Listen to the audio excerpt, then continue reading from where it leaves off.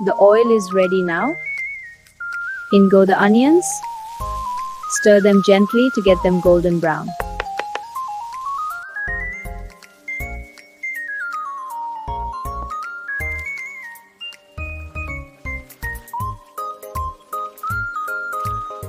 First the yogurt for a creamy base.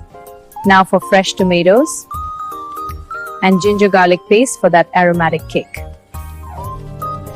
The chicken masala is perfect. Now for the basmati rice. Layer it gently on top, letting it soak in the flavors. Now we spread it evenly. It's ready for the next step. First, the fresh mint leaves for a bright aroma. Next, coriander for freshness. And finally, saffron water for color and fragrance. Our jungle biryani is ready.